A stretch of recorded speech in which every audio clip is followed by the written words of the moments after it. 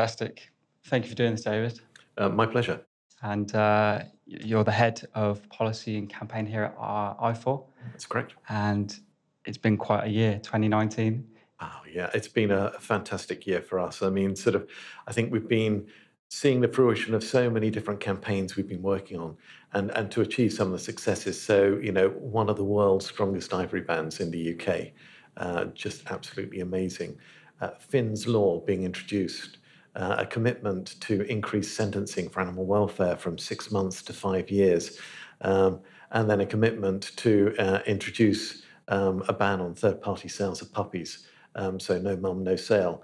These are absolutely amazing achievements, and we've obviously been campaigning on them for a long period of time. So to see so many successes in the last year has been brilliant.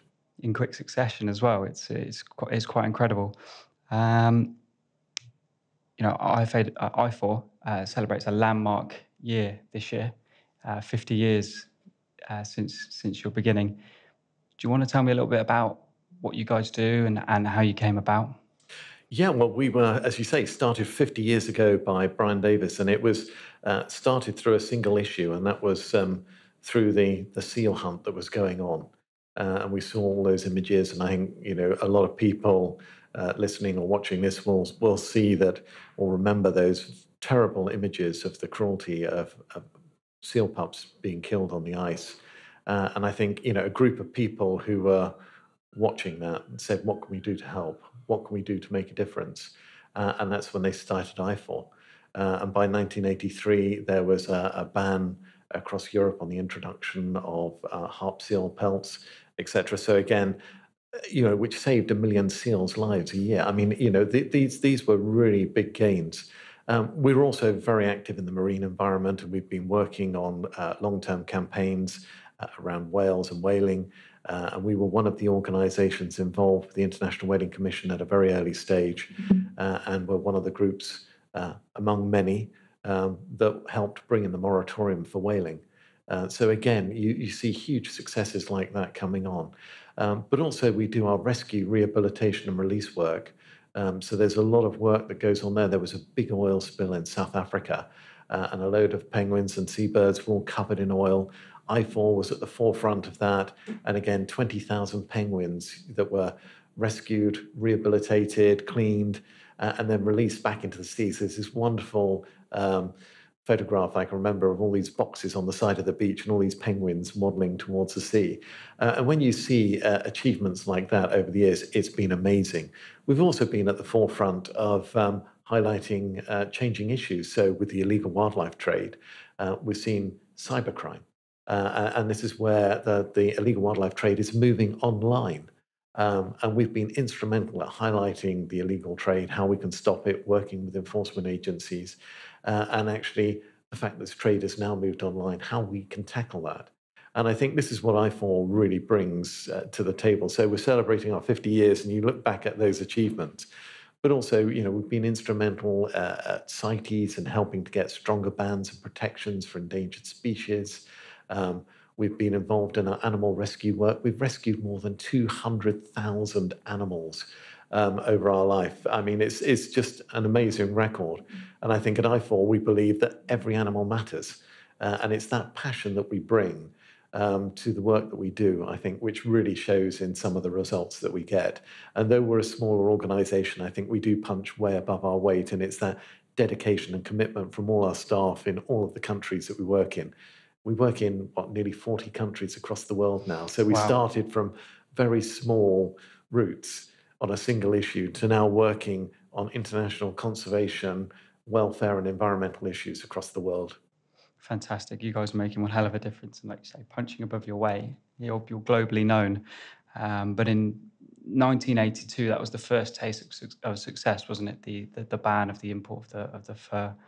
Um, you began setting your sights firmly on the ivory trade as well. Can you explain to anyone listening or watching what the ivory trade is? Yeah, I mean, obviously, throughout history, we've seen poaching and the poaching crisis going on. And when CITES was first inaugurated back in 1976, the first species to be listed for protected Appendix 1 status was the Asian elephant, and that was down to poaching. Um, and they realized that the numbers had gone right down. And I think in relation to the ivory crisis, everybody is familiar with the old term of safari in the old days when people used to go on shooting safaris, back around the 1900s, 1940s, etc. It wasn't necessary to photograph and study animals. It was, a few conservationists and naturalists doing it. And in the UK, through our colonial past, it's estimated we have 1 million elephants worth of ivory in the UK. So a huge stockpile of ivory. And this is where people have just gone out and killed elephants. They're buying ivory trinkets. They're desiring that ivory. There's a real social cachet behind it, or was. And I think what IFAW has done is really help through its educational work, working with governments to help introduce not only bans, but also our anti-poaching work that goes on. So we have rangers on the ground. We work with governments in elephant range states. We've lobbied for greater protection for elephants all the way through.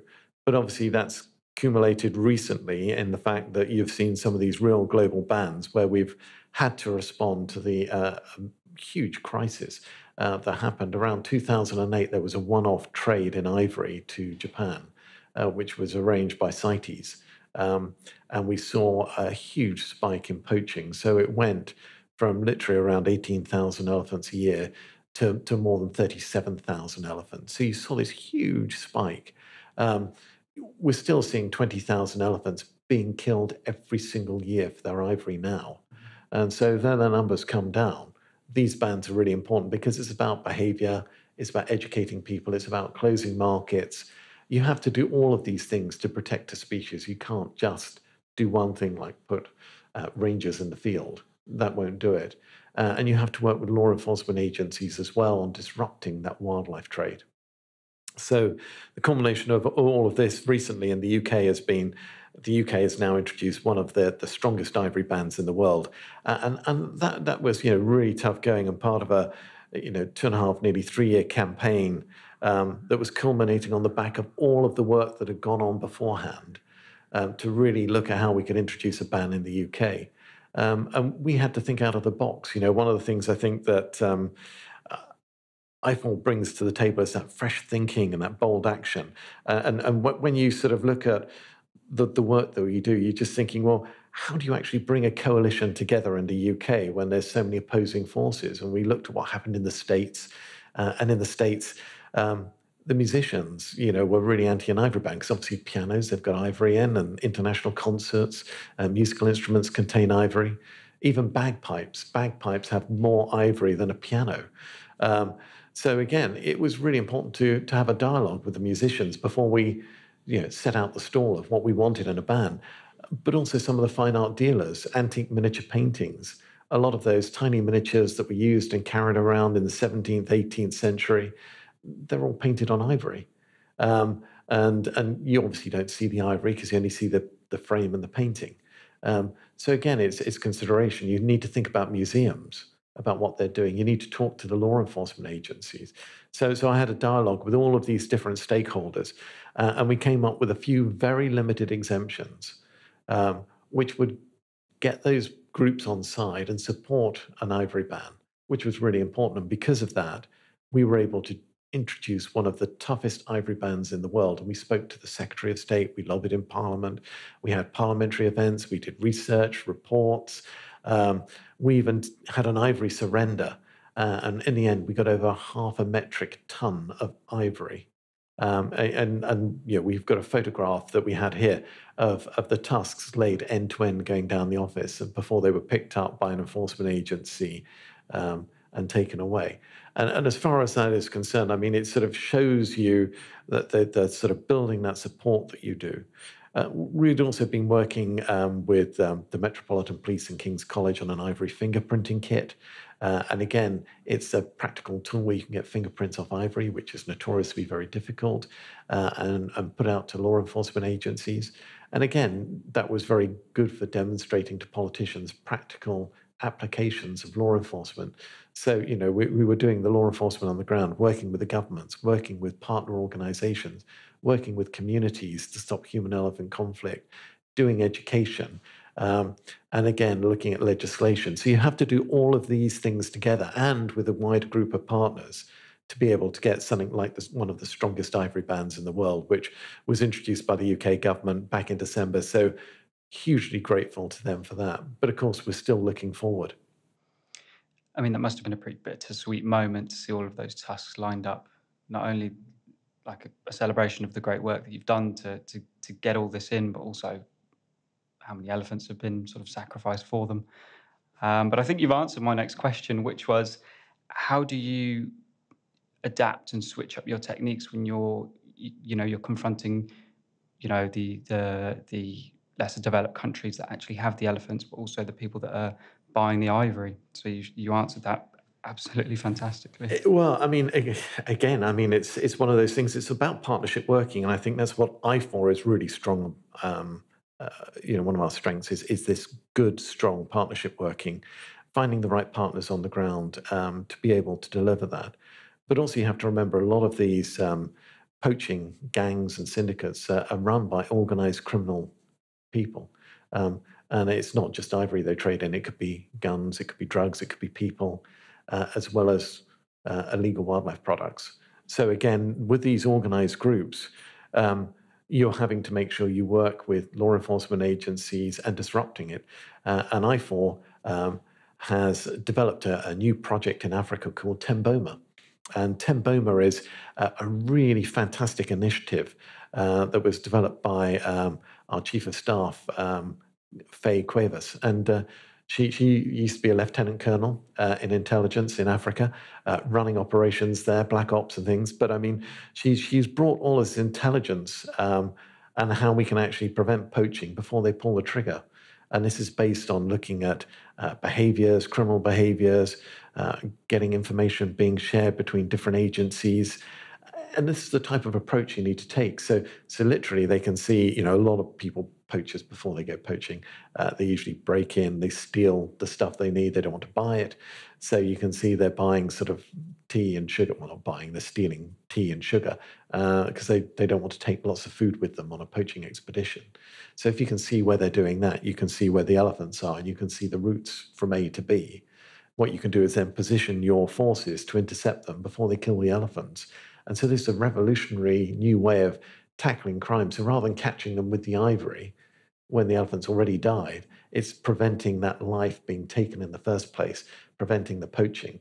And the network that Faye's doing is so successful, it's being rolled out in other countries. So again, it's this fresh, bold thinking, finding solutions, moving on all the time, but also working with the enforcement agencies to really stop poaching. And I think initiatives like that are really fantastic. So it's about working on the ground, working with people, and again with local communities about valuing the wildlife and where you've got conflict, how you can resolve that conflict. So again, I think that's one of IFAW's strengths that we bring to the situation is that fresh thinking and dealing with those groups on the ground where we can, and dealing with the enforcement agencies and the local communities. We've got community rangers in one of the parks, Amboseli in Kenya, and they're doing a brilliant job of going out and patrolling. And also, we've just helped support, and they've just completed their training. The first all-female anti-poaching ranger patrol, which has been amazing. And they're called the Lionesses. And so they're out there. But again, it's really important because, you need to be talking to the people in the community. You need to be not only educating them, but getting the intelligence and feeling secure about what you can do. So I think that there's been some really fantastic strides that have been made forward recently. But of course, it's always ongoing. And the more elephants that we can prevent being killed each year, the more success we're having. And by closing down the markets and reducing the demand for ivory products, again, we're going to save elephants' lives. Amazing, David. Unfortunately, there has been a little bit of a step back. Earlier this month, Botswana held a conference with other African countries to discuss lifting the ban on the ivory trade. And this is around political change, new parties coming in. How does that make you feel? It must be disheartening to think that they're trying to undo all that hard work, but using political change as a method of doing that. Well, at the moment, their elephant populations are on. It's called Appendix 2, but it's a treaty, the Convention of International Trade in Endangered Species, and so they're not allowed to trade their ivory um, with other countries unless it's through CITES at the moment. But they've allowed the shooting of elephants, so the trophy hunting of elephants in Botswana recently, which is um, deeply disappointing that they're doing that. They've got a fantastic tourism industry. A lot of people are going to the country because of the bountiful wildlife, the opportunity to see these majestic animals in the wild. And I think that's what we need to be encouraging is these really positive engagements that you can have with animals. Um, Rather than seeing an animal as a commodity that can be killed. As we said, every single animal life matters at IFAW. We're seeing elephants being killed at the rate of 20,000 a year. This is an unsustainable level. We need these elephant populations to be healthy. Um, and moves like this at the moment aren't going to be helping conservation.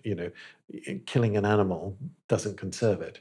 And we need to make sure that we come up with those innovative solutions that can really help those governments, work with those governments in a really positive and proactive way. And I think it's all the time we're looking at the changes that some countries are facing on the ground. We have to engage with them. We have to find the solutions. And again, that's what IFAW is really good at doing is going in there, talking to these countries. The ban was introduced in 2014, so it stood for 5 years. But obviously, there's been some political leadership changes in the country, and we hope that the tourism industry and the pressure from tourists will be wanting to say, actually, we love these elephants in the wild. It's a brilliant place to go and see the bountiful wildlife of these countries, and really use that as a positive incentive. Amazing, David. In 2003, IFAW rescued 24 tigers from a back garden zoo, and the publicity of this helped pass the Captive Wildlife Safety Act. In Texas alone, there's around 5,000 captive tigers, which is more than tigers in the wild. That's astronomically, that's awful. What made you guys step in?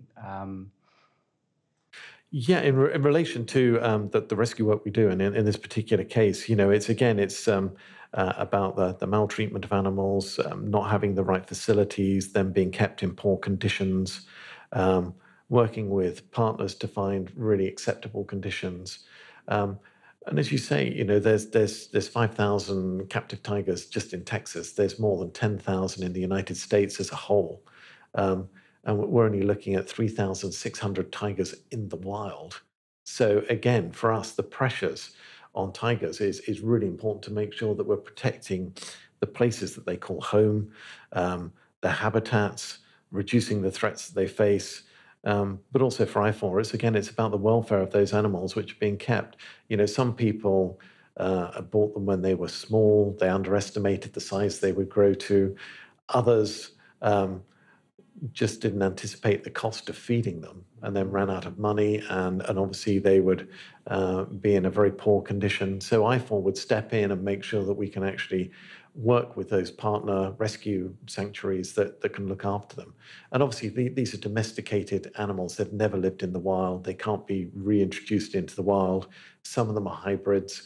So it's really important that they have the best care they possibly can do. So but IFAW has this brilliant record of rescuing animals, not only from the wild, where we rescue, rehabilitate, and release back into the wild, but also where we can actually work with domesticated animals as well.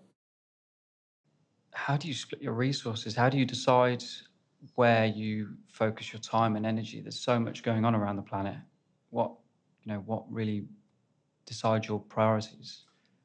As an organization, we have very clear priorities about our delivery that we do, and we've got very clear focuses of work, and we know that we can't do everything. I mean, we do a lot and we achieve a lot, which is fantastic, but we just can't do everything. And as you say, there needs to be that focus with our resources. So, in our wildlife crime program, we're looking at how we can disrupt poaching, how we can deal with anti-poaching patrols on the ground, how we can do education, how we can introduce stronger legislation. And we were talking about the ivory ban earlier. And, who would have thought China introduced an ivory ban before the UK, which was incredibly successful. Now, in relation to countries which are surprising, Europe doesn't have an ivory ban. So at the moment, we're looking at, well, actually, we need to close the European market because all this old ivory that was brought back into Europe during that colonial period is now being exported to Southeast Asia and is now providing a cover for illegal ivory coming into the market. And people are saying, oh, I've bought this, it's this antique ivory. We had a parliamentary event last week and there was hippo ivory there. And we had examples of where it had been recently carved and then stained to make it look older and antique to get it onto the antique market. So closing down these markets is really important. We're not seeing huge amounts coming in, but what we're seeing is huge amounts going out. And it's that we've got to stop. And it's closing these markets down, which is really important. So we have a focus there. We also have a focus on our marine work. So we've got our marine mammal rescue team that is going out. So you're seeing endangered whales being caught up in fishing gear. And again, in the nets around lobster pots. So where they're going along, they get caught up. And our boats are going out and rescuing them. There's marine strandings, which are going on, which are really important. But also our work on trying to protect whale populations from whaling. Huge successes working with the people in Iceland and encouraging tourism. There's now more people that actually visit Iceland to see whales in the wild swimming around than actually live on Iceland. So again, it's this proactive, really positive approach that we take to finding real solutions that will benefit people and animals. And I think that's what IFAW really brings to the table. So again, it's thinking outside the box, it's being bold, it's taking those actions, but at the same time, being sensitive to the people that we work with and the partners we need to work with to deliver real solutions. So that's an important part of the work. Again, the protection of species and their habitats and their landscapes, obviously vital. Some of the emergency response work that we do, obviously around hurricanes and typhoons, is still vitally important. Obviously, the humanitarian aid takes place, which is obviously critical for saving people. But at the end of the day, a lot of people have to leave their beloved pets behind. They can't take them when they're being evacuated. And this is where IFAW can come in and really help rescue those animals, hopefully reunite them with their owners, or if not, find alternative homes for them. So again, it's those types of work which are the priority for the work that we're doing around the world. And as I said, we work in 40 countries now. We have our lobbying effort to strengthen legislation, which we will continue to do. And when we were talking about the ivory ban, one of the things there is adding additional ivory-bearing species to it because it only protects elephant ivory, not all ivory. And so obviously hippos live in the same areas that elephants do. And the poaching networks, the guns, the smuggling routes, the organized criminal gangs are all in those countries where elephants are because hippos live in the same range states as elephants. So it's vitally important we take a precautionary approach and we add these additional species, but we always have to be thinking ahead about the next threat that's coming. We have to be able to adapt and change as well, and that's part of the strength that IFAW has. So we have our priority areas, but also we're able to move with the shifting threats which are taking place to protect animals. As the years go on, do you find that you're gaining momentum? Do you feel like your campaigns bear more weight considering the success you've had in the past with passing legislations, moving into new countries to deal with new threats? Absolutely. And I think, it's the way we're regarded in government as well, I think, which is really important. And not just here, but around the world. I think, we are seen as a positive, solutions orientated organization, that uses that diplomacy, but also at the same time, we're a critical friend. We're not overly critical. We're a critical friend. But again, we will work with people to find solutions. And I think that sort of really positive, dynamic approach really achieves results. And I think because we work with communities across the ground, we work with governments, we work with law enforcement agencies, we work at international meetings globally across the world, it's bringing that to bear. And I think the fact that we work in 40 countries now, we've seen ourselves grow to be able to deliver these results. But of course, we couldn't do any of this without our supporters. We are funded by our supporters, and if it weren't for them and the support, we're a voluntary organisation. We rely on that support, and if they didn't give us money to help us, then we wouldn't be able to do what we do. And it's thanks to that generosity that it gives us the money to be able to prioritise our work, to be able to deliver real solutions on the ground. So, which is great. And again, we feed that back to our supporters, which is great. And we've got a fantastic website as well. And if people want to find out more, you can go to ifaw.org and just get information about the work that we do. And I love the way you have such a broad approach to everything, very holistic approach, but you also focus not on just the problem and the solution that it needs, but you tackle awareness. Ultimately, it's the human race. Less than 1% of what's on the planet is causing all the detriment to the other 99%. Now, I think I know your answer to this one, but can we turn this around? I think we can. And I think that the wonderful thing about IFAW is we have a yes, we can. We can't tackle all the issues in the world. We know the challenges are enormous that are facing us. The pressures on the planet are enormous. We're running a plastics campaign at the moment. Um, we see the threats, but we are positive in the approach. We know that we're making a difference. We can see the tangible impact we have on the ground. And I think that makes I4 unique in many ways, that you can see those things. But we can turn it around. We can make a difference. The timescale of doing it is becoming shorter. We've made a difference over the 50 years that we've been in existence and celebrating our 50th anniversary this year. But the next 50 years is going to be critical for the planet and the species and the places they call home. So we need to be working even harder now to deliver those results. And I think it's through our cooperation with our partners in delivering those tangible results at the end of the day that really is going to make a real difference. But we don't underestimate the challenge, and there are challenges. And we know as one organization, we can't do everything, but there's lots of us out there making a difference. And we're seeing the emergence of the movement around climate at the moment and highlighting the impact that's going to have on species, the habitats. And again, we need to make sure that we're looking at how we deal with conservation threats, how we work with people and communities. But I think, yeah, we can make a difference. We are positive, and we will continue making that difference. I think all of us are so passionate in the organisation. I think we're gifted with so many fantastic members of staff that all just want to make a difference to the planet and the animals that live there. And that is reflected on everything that we do, right the way across the board in all the different departments. And it's that passion that really is going to make a huge difference. And we've got the resources, in the areas that are our priorities to make that difference. Fantastic, David.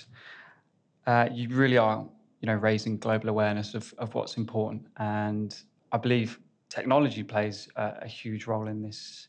It brings together, well, the world. The internet is connecting people all around the world, showing them firsthand situations, problems.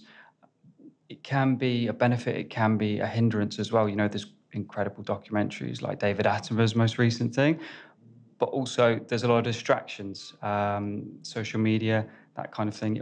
It kind of numbs the senses, especially with young people. We with cartoons and things, we feel quite disconnected to, what's really out there in the wild and what's really happening. I think we have a fantastic communications department, but I mean, sort of looking at how we use social media as an organisation, we have fantastic video footage that can really inspire young people. We want young people to be inspired to take action. We've seen the youth movement about climate change, which has risen up at the moment.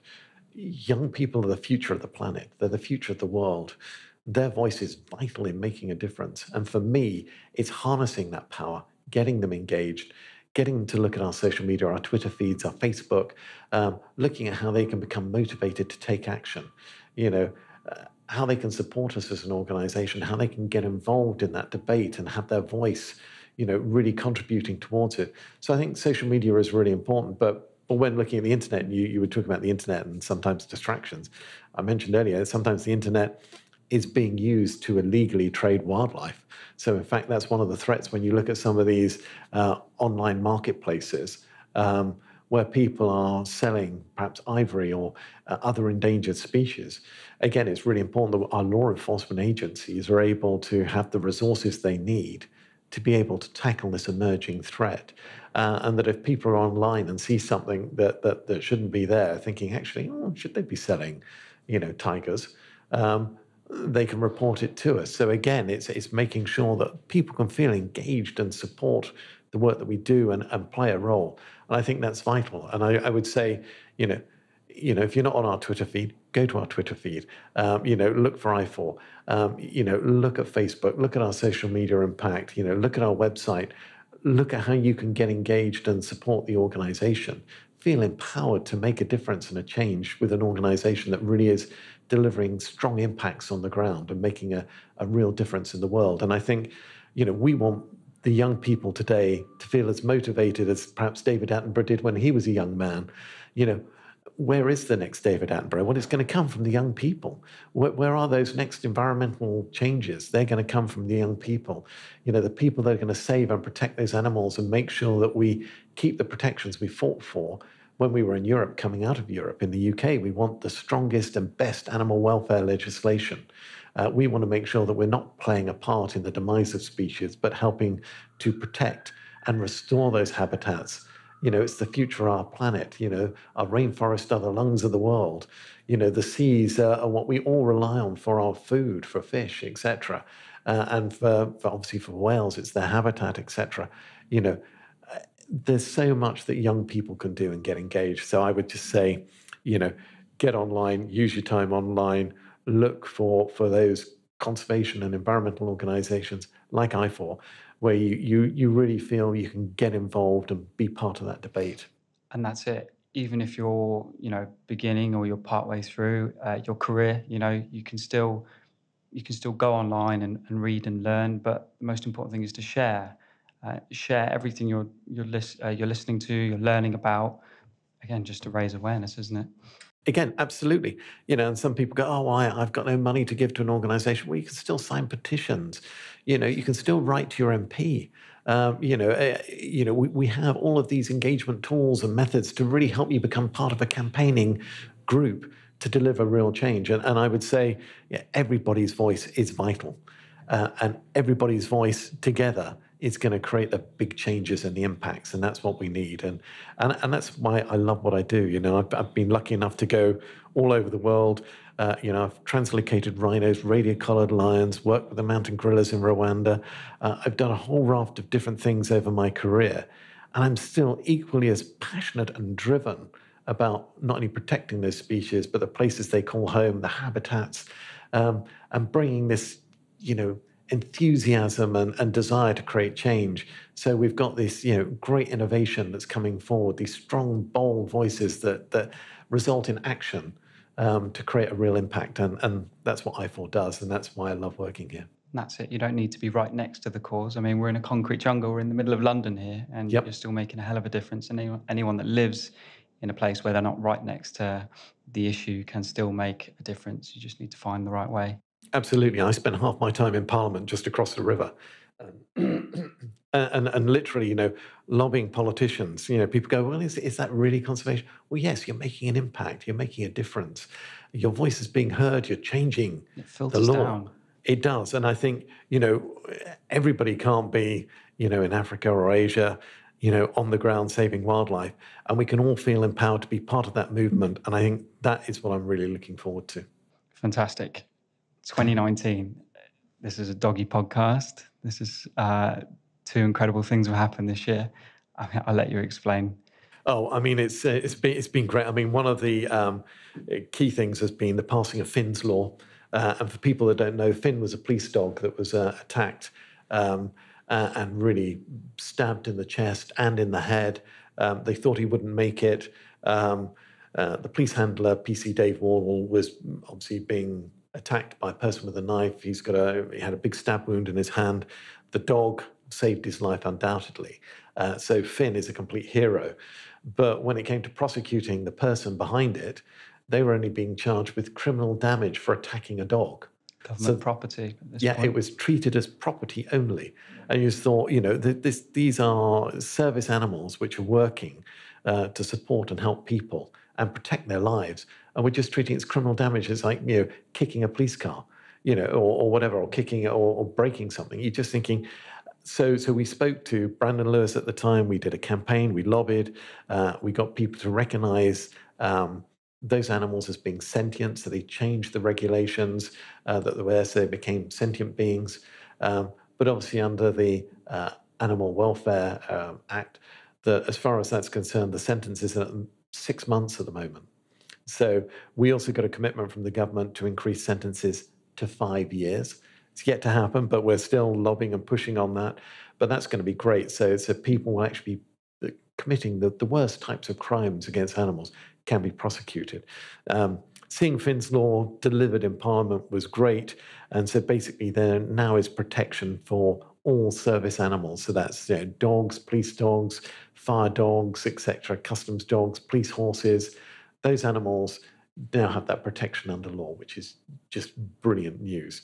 And again, we're also working and had announcements by the government that they're going to ban the third-party sales of puppies. So about Lucy's Law is one of those things that is, again, another fantastic achievement that's happened this year. So we've got commitment. The government have introduced it. It's going to be a statutory instrument that's going to be banning the third-party sales, and that basically means they haven't got to go through all the regulation, they haven't got to go through all the debates in Parliament.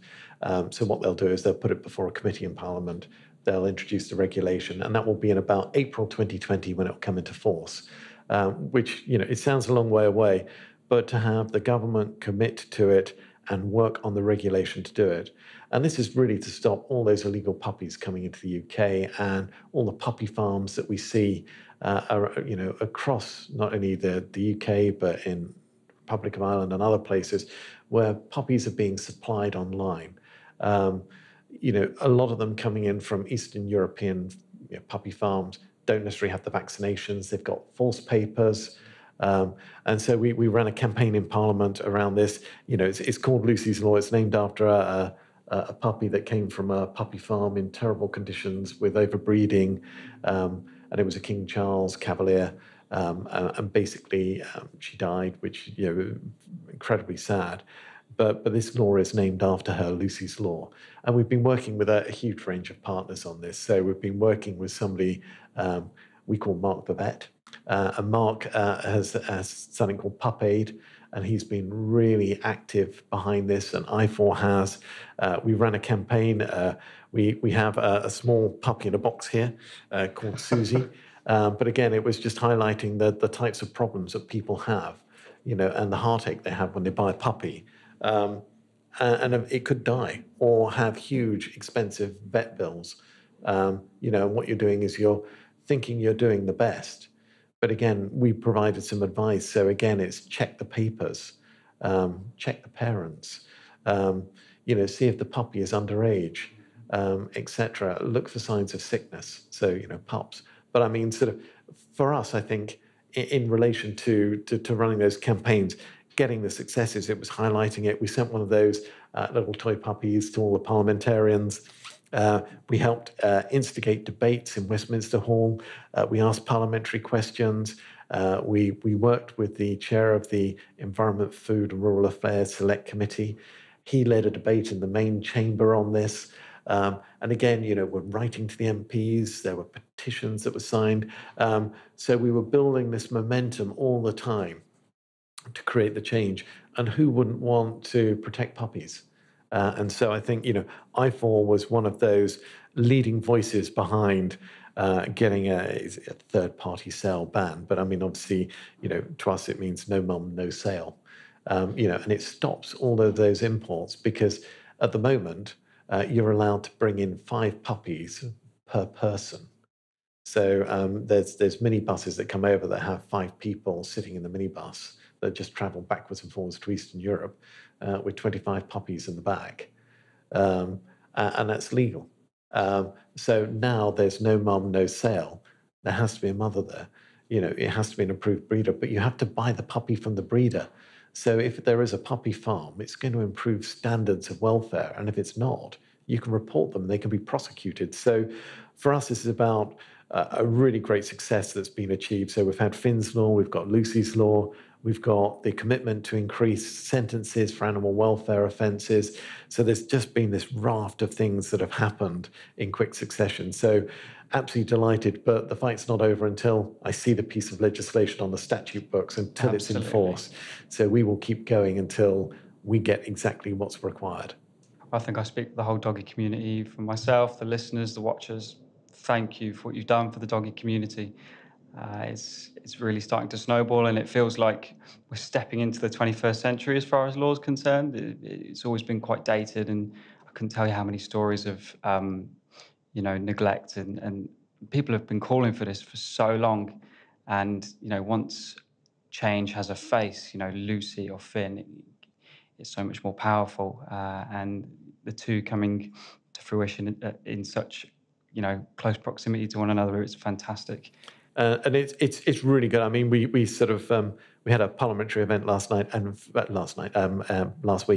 and Finn came along, and he was one of our celebrity guests, and his handler Dave Wardle, obviously.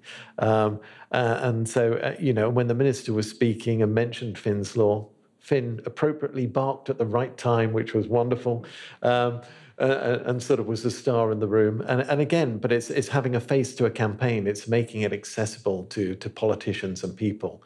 And when they can meet Finn the police dog in person, and they can see the issue. And we even had a fantastic meeting with the Secretary of State, Michael Gove, and that sort of brilliant photo opportunity, and he championed it. And it was fantastic to see that support. And when it went through the House of Lords, there wasn't a dissenting voice. And this is why it's so important. People aren't against it. Well, let's do it. Let's make it happen. And again, that's what IFAW does, this, innovative thinking, this, strong, bold action that we can do. And it's just great to see the achievements at the end of the day. Absolutely. And I do hope I can speak to Dave and Finn at some point. So if Dave, you're listening, I'm coming for you. He's great, and he's just finished Britain's Got Talent as well. Yeah, I was going to say, so you've got to watch the Britain's Got Talent video, because it is amazing. So Finn does a mind reading act with Dave. Well, on that note, David, I think we should call it a day. But thank you so much for having me here. It's been a great talk. Thank you very much for letting me talk about IFAW and helping to celebrate our 50 years and our 50th anniversary and talk about some of the work that we've been doing. So thank you very much. Oh, it's okay. I hope to do it again if anything new comes up. And, if anyone needs to find you, where can they find you online? You can go on to www.ifaw.org and pull out any information. You can find out about our campaigns, the work that we do, and how to support us. And I would say, just get involved, make a difference. Your voice is going to change the world. Thanks. I hope you enjoyed the episode of the Doggy Style Podcast. If, like me, you've learned something from the guests, taken value from it, then do like, subscribe, hit that thumbs up button, drop a comment, whatever you want to do. But the most important thing to help us would be if you share this episode just with one person that you think would benefit from listening or watching it. You can find us on Instagram, Facebook, YouTube. Just search the Doggy Style Podcast. We'll come up. There you can see sort of behind the scenes kind of thing, what we get up to. And well, till the next guest, thanks for listening.